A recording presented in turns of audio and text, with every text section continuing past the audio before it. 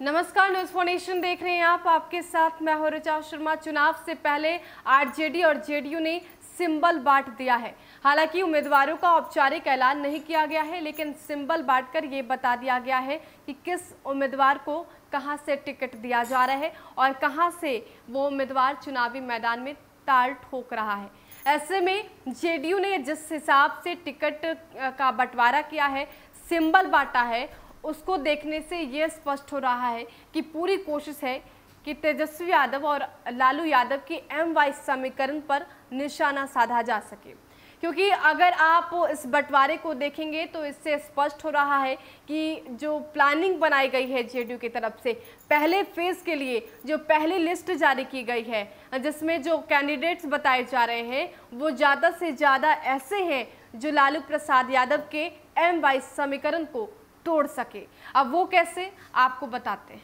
बिहार विधानसभा चुनाव 2020 के पहले चरण की सीटों के लिए जिन उम्मीदवारों को सिंबल दिया गया है उनमें सबसे अधिक करीब 1 दर्जन अति पिछड़े से हैं। इसके साथ ही सवर्णों, दलितों और पिछड़ों सहित अन्य जातियों की भी भागीदारी संतुलित रखने की कोशिश की गई। जदयू की ओर से 2 महिलाएं उम्मीदवार बनाई गई हैं, जिनमें एक मुस्लिम और एक दलित वर्ग से है।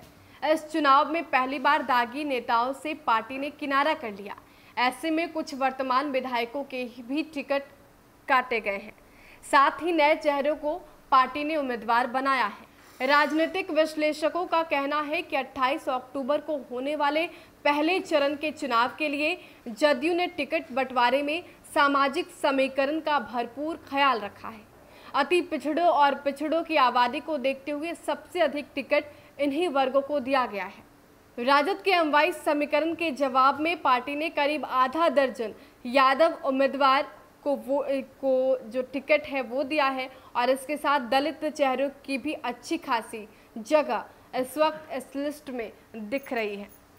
ऐसा कहा जाता है कि लालू प्रसाद की जो पकड़ है वो एम वाई समीकरण के तौर पर है, क्योंकि मुस्लिम और यादव के वोट बैंक में आरजेडी की अच्छी पकड़ है और जो आरजेडी के विधायक हैं वो भी ज़्यादा से ज़्यादा इसी वर्ग से आते हैं।